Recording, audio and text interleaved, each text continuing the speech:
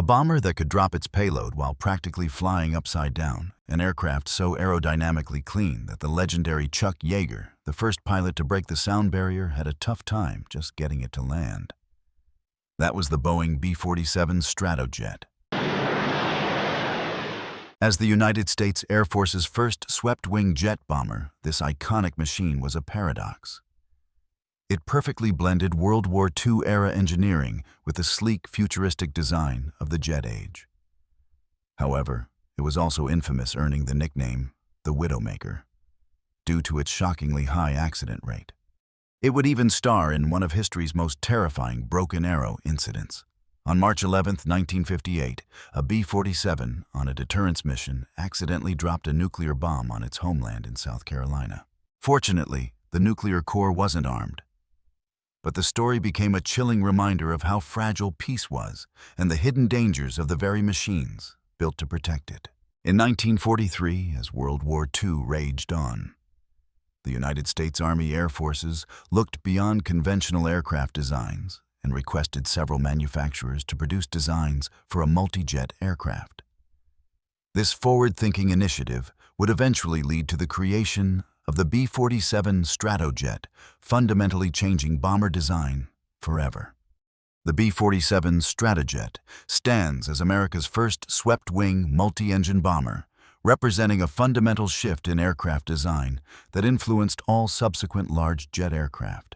The most striking innovation of the B-47 was its 35-degree swept wings, a concept that transformed aviation engineering.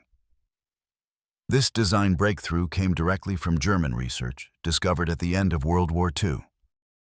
Boeing's chief aerodynamicist, George Scherer, while part of the von Karman mission inspecting German facilities in May 1945, discovered wind tunnel data on swept-wing aircraft. Recognizing its significance, he immediately wired Boeing stop the bomber design. Unlike conventional straight wings, the swept design delayed the formation of shock waves as the aircraft approached the speed of sound, significantly improving high-speed performance. The B-47's wings were shoulder-mounted with 6 General Electric engines arranged in a distinctive configuration: 4 in twin underwing pods near the fuselage and 2 in single pods near the wingtips. This arrangement served multiple purposes. It reduced the bending moment at wing roots, saving structural weight, provided easier engine access, kept wing surfaces clean, and the engine's mass acted as counterflutter weights. The thin swept wing was extraordinarily flexible, deflecting as much as 17.5 feet at the tips during flight. Additionally, the wings appeared to have negative dihedral, while on the ground, due to their weight causing a noticeable droop. Another revolutionary aspect was the tandem bicycle landing gear, a necessity since the thin wings had no space for fuel tanks or conventional landing gear. This arrangement featured 2 sets of 2 wheels in tandem along the fuselage centerline, supplemented by small outrigger wheels that retracted into the inboard engine nacelles for improved ground stability. Consequently, the B-47 displayed a distinctive nose-up attitude while on the ground. The fighter-style bubble canopy further distinguished the Stratojet from other bombers of the era. Unlike previous bombers with separate compartments, the B-47 placed its pilot and co-pilot in tandem beneath this canopy, providing exceptional visibility. The navigator bombardier sat forward in a partially glazed nose section, creating a total crew of just 3, significantly fewer than the 11-member crew of the shorter, lighter B-29. The Boeing B-47 Stratojet operated with a remarkably small crew of just 3 men who shouldered immense responsibilities inside this revolutionary jet bomber. Their workspace was confined, their duties demanding, and their lives constantly balanced on the edge of danger. Unlike earlier bombers that required larger crews, the B-47 functioned with just 3 specialists working in perfect coordination. The aircraft commander held ultimate responsibility for the mission, an aircraft sitting in the forward position under a fighter-style bubble canopy. Behind him sat the co-pilot who doubled as tail gunner, operating a remotely controlled radar-directed tailgun system. The third crew member, officially titled Navigator Bombardier but sometimes called the Observer, occupied a separate compartment in the nose behind a plexiglass cone. The workload for these 3 men was extraordinarily high, especially considering missions could stretch to 24 hours. One pilot described B-47 missions as tedious, demanding, and grueling. The navigator, or bombardier, operated sophisticated radar bombing systems using an antenna housed in a bulged plastic fairing beneath the nose.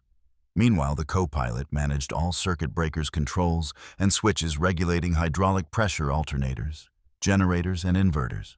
The B-47's crew arrangement reflected its innovative yet challenging design. The pilot and co-pilot sat in tandem beneath a fighter-style bubble canopy that pitched up and slid backward when opened. This canopy provided excellent visibility, but created uncomfortable temperature variations. Pilots often overheated while the navigator froze. Entering the aircraft required maneuvering up a hazardous telescoping ladder through a door on the underside of the nose. Once aboard, crew members found themselves in an extremely cramped environment.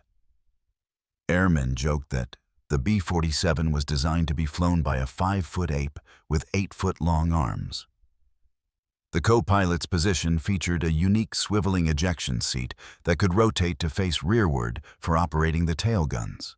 A small crawl space connected the crew positions, allowing limited movement during flight. Additionally, a 4th position existed for instructors or observers, located just below the co-pilot on a step above the crew entry ladder. The extraordinarily clean aerodynamic profile of the B-47 delivered remarkable performance, but also presented unique challenges. The aircraft's wings featured powered flight control surfaces and Fowler flaps that extended well behind the wing to enhance lift at slow speeds. Due to its aerodynamic properties, the B-47 required drogue parachutes to slow down for landing. At higher altitudes, the wing generated minimal lift, creating what pilots called a coffin corner flight envelope, where only 5 knots separated stall speed from maximum Mach speed. Furthermore, at speeds above 489 miles per hour, the ailerons acted as tabs, twisting the wings, rather than inducing a bank becoming completely ineffective at 525 miles per hour. The revolutionary design of the B-47 Stratojet brought extraordinary capabilities along with inherent dangers. Pilots often described it as a different breed of cat that demanded perfect technique and constant vigilance. This deadly combination of cutting-edge technology and unforgiving flight characteristics made it one of the most hazardous aircraft of its era. The B-47's sleek profile and swept wings delivered impressive performance at the cost of safety margins.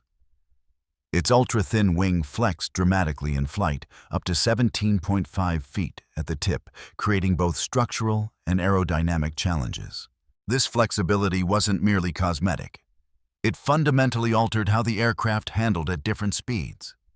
At velocities exceeding 489 miles per hour, the B-47 experienced a dangerous phenomenon called aileron reversal. When pilots moved the control wheel instead of banking the aircraft, the aileron simply twisted the flexible wing, sometimes causing the bomber to turn in the opposite direction from what the pilot intended. Beyond 525 miles per hour, the ailerons became completely ineffective, with the control wheel locked immovable from side to side. Moreover, at cruising altitude around 40,000 feet, pilots confronted what became known as coffin corner, a narrow envelope where the gap between stall speed and maximum Mach number was perilously small. Speed up slightly, and the aircraft might experience Mach tuck with an uncontrollable nose-down pitch. Slow down, and it would stall. The B-47's aerodynamic cleanliness, which enabled its impressive performance, created serious challenges during its most critical flight phases. Its jet engines required 12 to 20 seconds to spool up from idle to full power an eternity during a problematic approach. Consequently, pilots had to maintain engine power above 52% at all times, as acceleration characteristics below this threshold were extremely poor. Landing the Stratojet demanded extraordinary precision. The bomber's approach speed was approximately 180 knots, and each knot above landing speed added roughly 500 feet to the landing roll. The safest technique required touching down on the rear gear first, then allowing the nose gear to settle as speed decreased. Any deviation from this precise sequence could initiate catastrophic porpoising, a bouncing motion that once started often ended with the aircraft skidding onto one wing and cartwheeling. To manage these challenges, the B-47 employed a 16-foot drogue parachute deployed during approach and a 32-foot ribbon-style brake parachute after touchdown. Furthermore, an anti-skid braking system became necessary to prevent the aircraft from sliding off runways. Despite these challenges, the B-47 outperformed its predecessors dramatically. While carrying approximately the same bomb tonnage as the B-29s and B-50s it replaced, the Stratojet's top speed was more than 200 miles per hour faster, making it the fastest bomber in the world when introduced.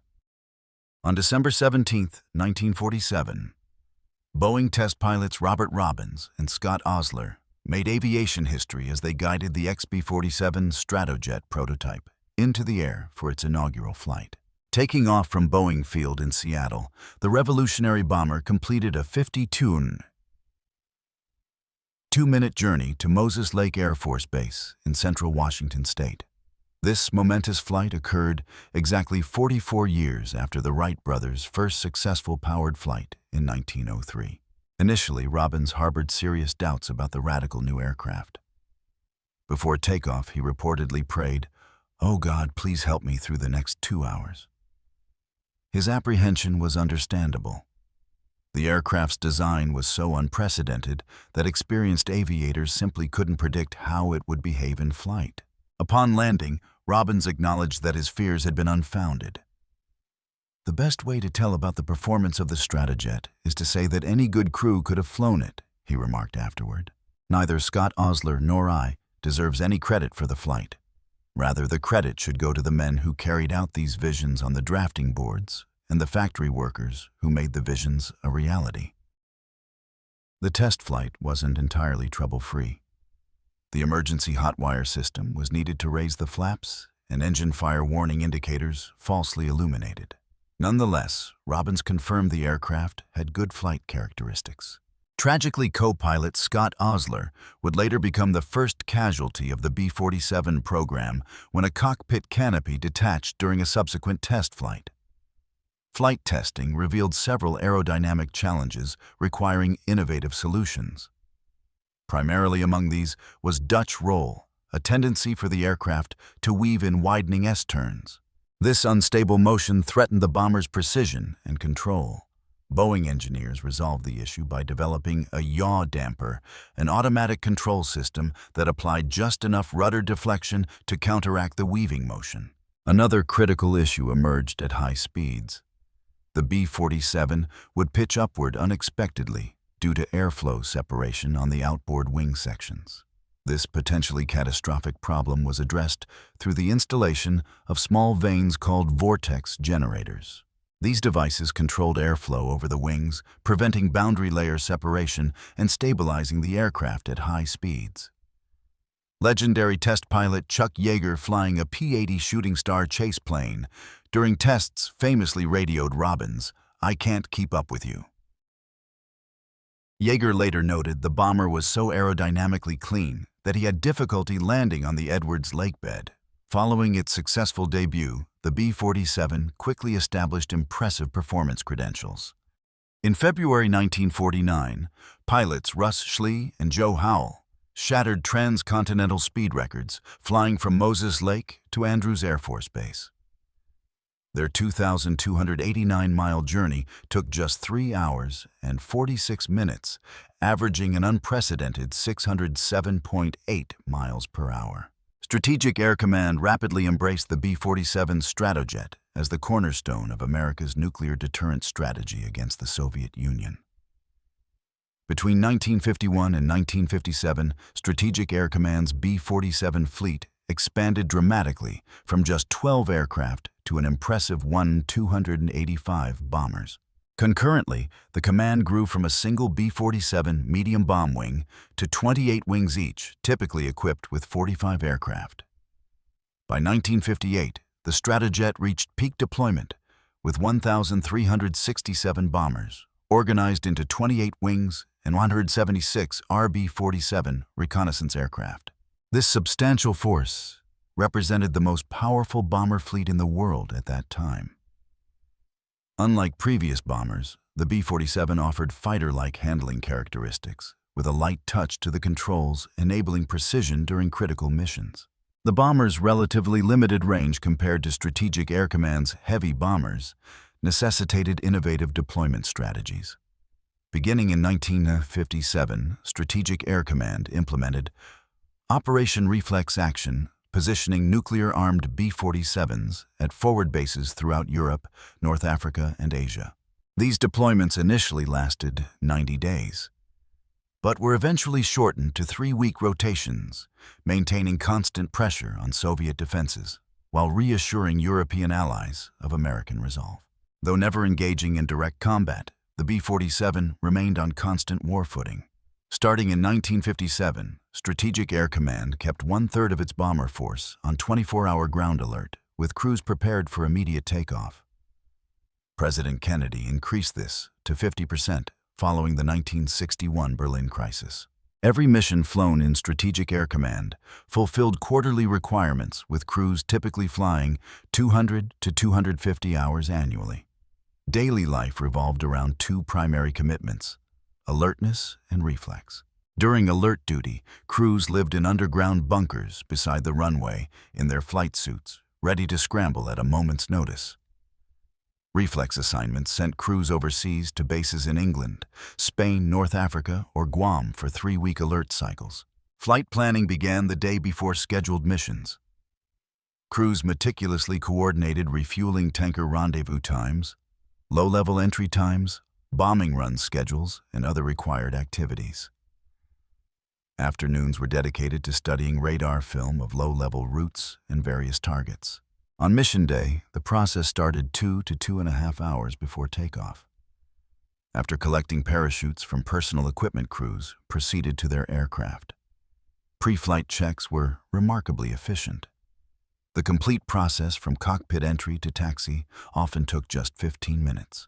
The navigator would start by checking his radar systems, while pilots conducted their cockpit checks, coordinating with the ground crew to verify proper operation of all controls. This demanding lifestyle meant crew members could spend up to 6 weeks away from home each quarter, leaving precious little time for family life. Nevertheless, these 3-man teams formed the backbone of America's nuclear deterrent force throughout the Cold War. Alert aircraft sat on hardstands adjacent to runways, fully fueled and armed with nuclear weapons. Crews practiced minimum interval takeoffs, launching bombers at intervals as short as 15 seconds. This hazardous procedure required pilots to contend with wingtip vortices, turbulence, and dense black smoke from water-injected engines. Strategic Air Command demonstrated its global strike capability in 1956 during the Suez Crisis, launching over 1,000 B-47s on non-stop simulated combat missions, averaging 8,000 miles each. These exercises emphasized the bomber's readiness for immediate action against Soviet targets. Initially designed for high-altitude penetration, Strategic Air Command's operational doctrine shifted dramatically by the late 1950s. As Soviet air defenses improved, particularly surface-to-air missiles capable of reaching high altitudes, B-47 crews adopted low-level attack tactics. Pilots trained in hazardous pop-up maneuvers, approaching at low altitude at 425 knots before climbing abruptly near targets.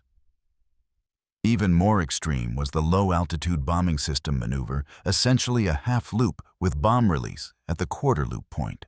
At a 1957 Air Force firepower demonstration at Eglin Air Force Base in Florida, a B-47 stunned over 3,000 spectators, including high-ranking military officers and 11 state governors. The bomber roared past at 500 miles per hour before pulling into a steep climb, releasing a practice bomb and completing a half-loop while inverted, an extraordinary maneuver for a multi-engine bomber.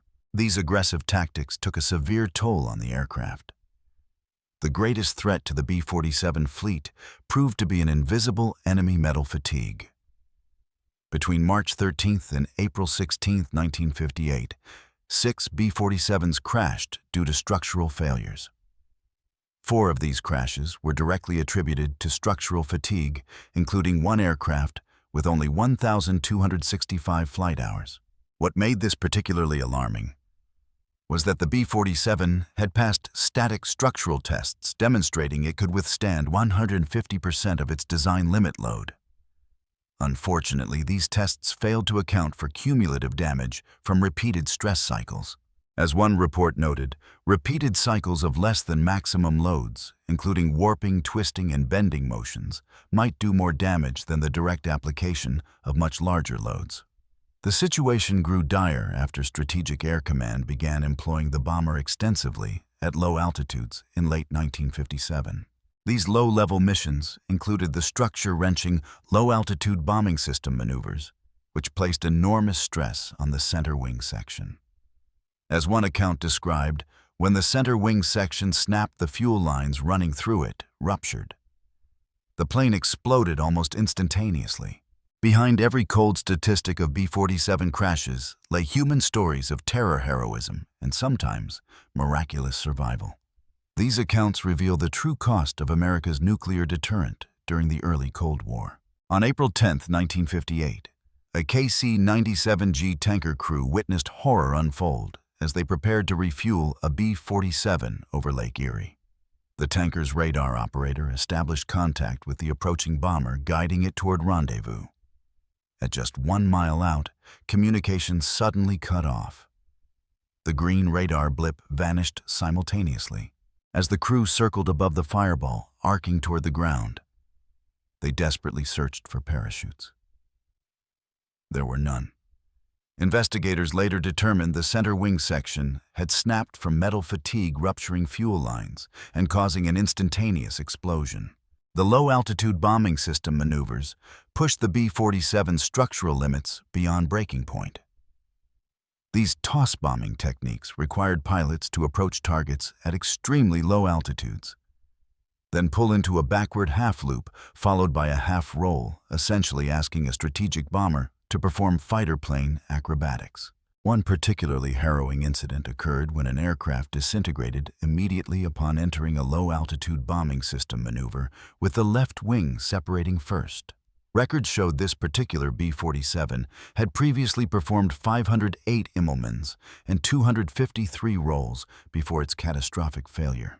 On July 23, 1962, a routine training mission ended tragically when a B-47 slammed into Montana's Emigrant Peak at 8,500 feet, creating a fireball visible throughout the valley. All 4 crew members perished. Captain Bill Falconer, Lieutenant Fred Hicksonbaugh, David Sutton, and Lloyd Sawyers, none over 30 years old.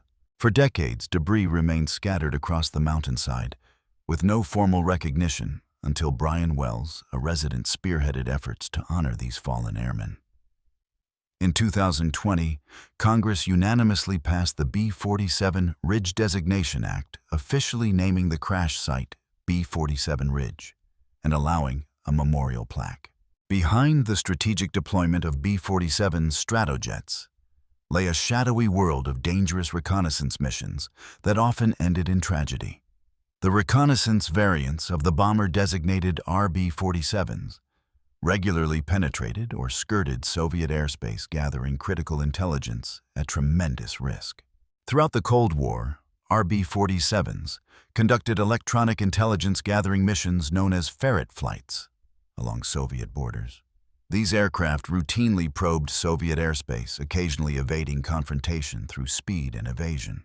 At least 5 RB-47s were fired upon, and 3 were shot down. Most notably, on April 17, 1955, an RB-47 scouting the Kamchatka Peninsula disappeared after being interception by Soviet MiG-15s. In another harrowing incident on April 28, 1965, North Korean MiG-17s attacked an ERB-47H over the Sea of Japan. Although damaged, the aircraft successfully returned to Yokota Air Base with 3 engines disabled. Former reconnaissance crew members described the terror of Soviet intercepts. Carlos Campbell, an air intelligence officer from the early 1960s, recounted, We were jumped by MiG-15s, MiG-17s, and flashlights quite frequently. You go numb for about a second. Then you go into a reactive mode and loosen up. For families of lost airmen, the classified nature of these missions meant decades without answers. Only after documents were declassified in 1992 did many learn the fate of their loved ones.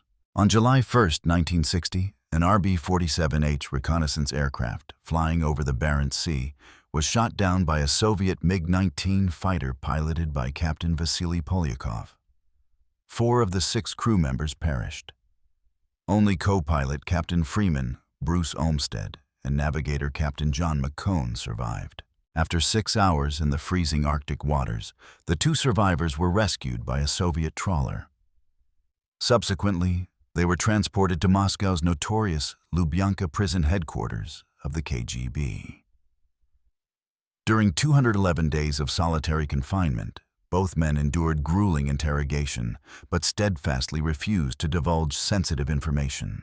You can't sit in a cell for 211 days without it affecting you, Olmsted later told the Washington Post.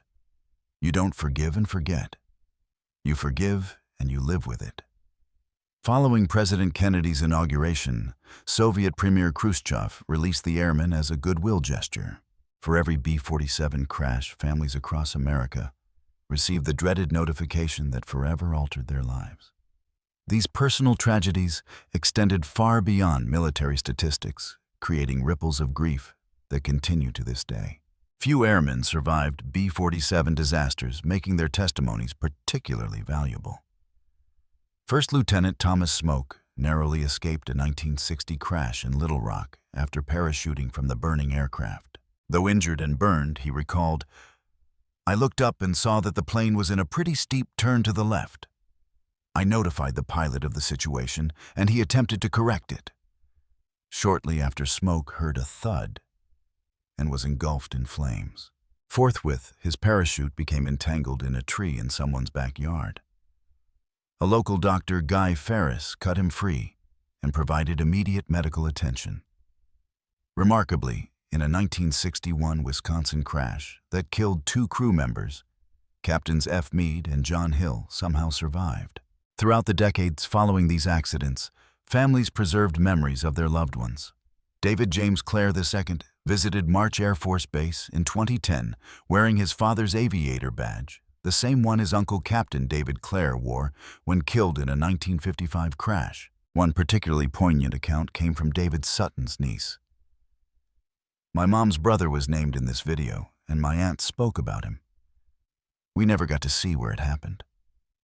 Never knew the whole story of his passing because our mother had never really wanted to go there with us."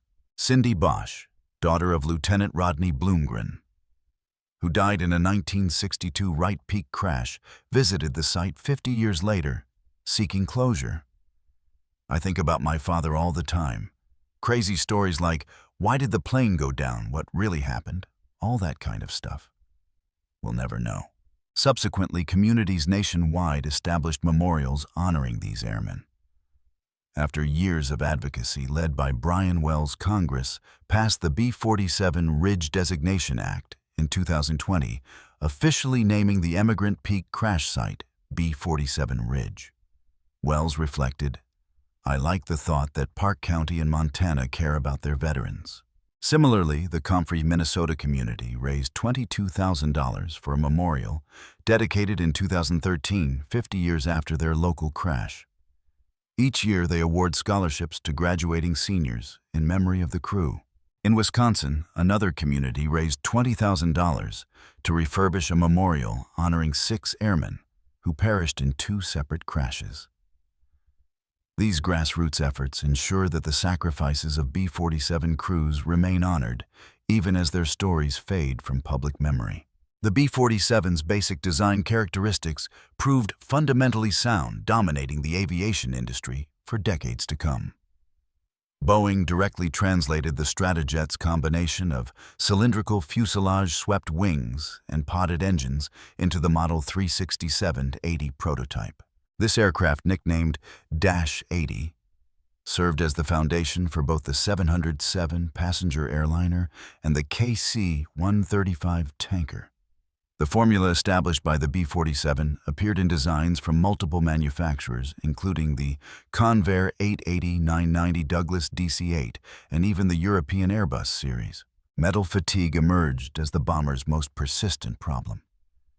The catastrophic structural failures prompted the milk bottle reinforcement program and revealed the importance of understanding cyclic loading and fatigue analysis concepts that became fundamental to modern aviation safety. After the catastrophic series of B-47 crashes in early 1958, the Air Force launched Project Milk Bottle TSASMAN, a comprehensive structural reinforcement initiative.